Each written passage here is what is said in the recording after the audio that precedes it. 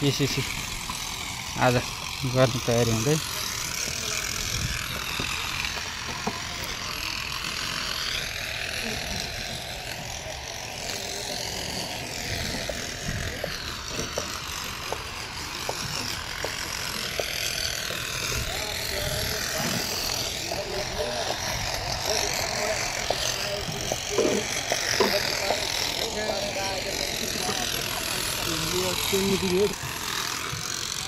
यसरी काम हुँदैछ।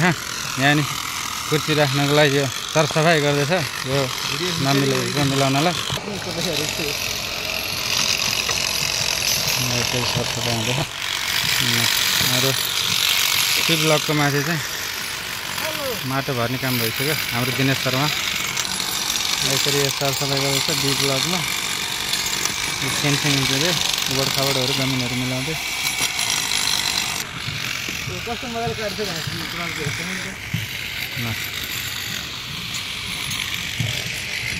ग्राउन्डमा चाहिँ आज घाँस काटेर यस्तो बनाएको छ काट्दैछ।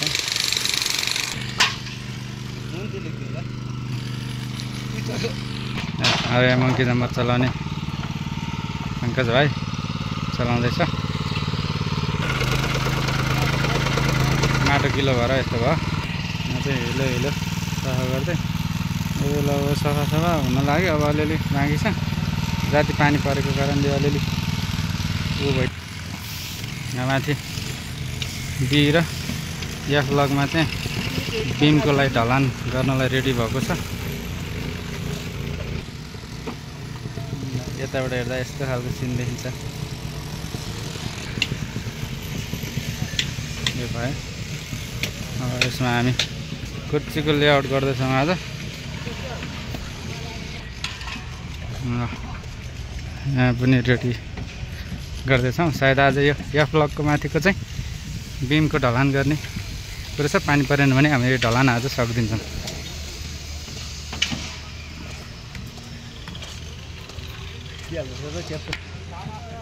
यसरी माथि ढलानको लागि लेभल दिने काम भइरहेछ। हिलोको कारण गाडी फसेको भएर तान्ने काम गर्दैछ।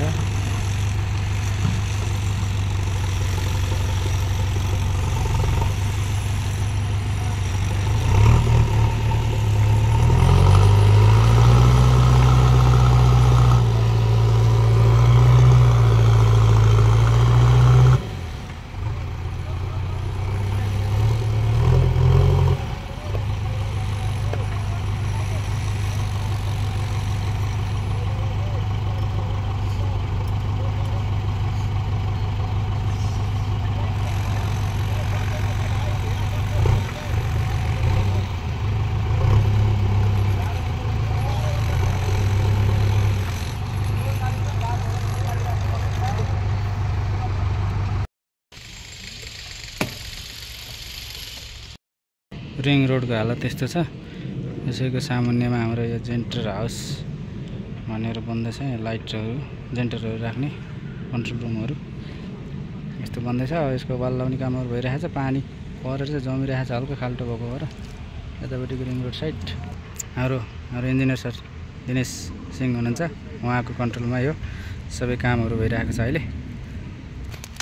यहाँ यतापट्टिको यस्तो हालत छ कि पानीले गर्दाखेरि सबै भइरहेछ।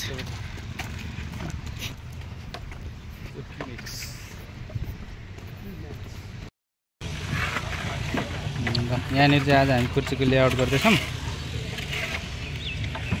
तपाईँहरूलाई अब कुर्सीको लेआउट गरेको हेर्नु मन छ भने चाहिँ च्यानललाई सब्सक्राइब लाइक गर्नु होला, कमेन्ट पनि गर्नु होला, सेयर गर्नु होला। धेरैभन्दा धेरै दर्शक सामु पुर्याउनुहोस् कसरी काम हुँदो रहेछ, कसरी कुर्सी फिट हुँदो रहेछ भन्ने कुरो खोलाएर हामी यहाँ चाहिँ सेयर गर्दैछौँ।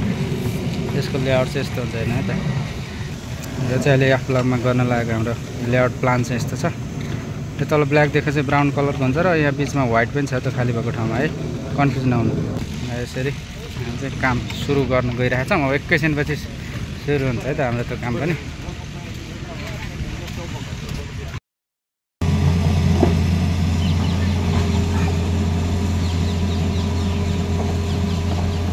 हिलोमा गाडी फसेको भएर ठेलेर निकाल्दै हिलो चाहिँ हेर्नुहोस् त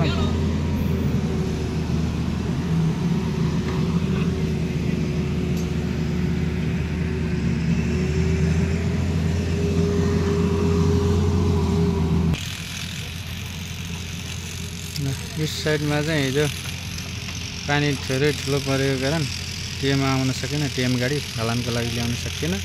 त्यही भएर हिजो दुईटा गाडीको मात्र ढलान भयो। अब यसलाई आज ढलान गर्ने तयारी गरिँदैछ।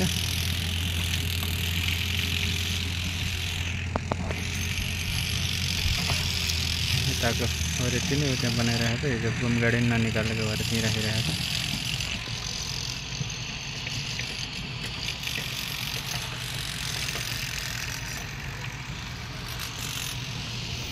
यतिखेर चाहिँ पुरा घाम लागिरहेको छ।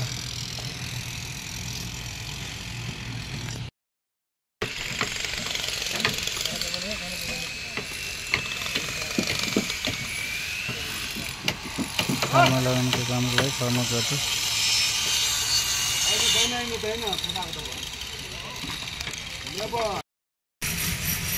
अहिलेको अवस्था यस्तो छ। यो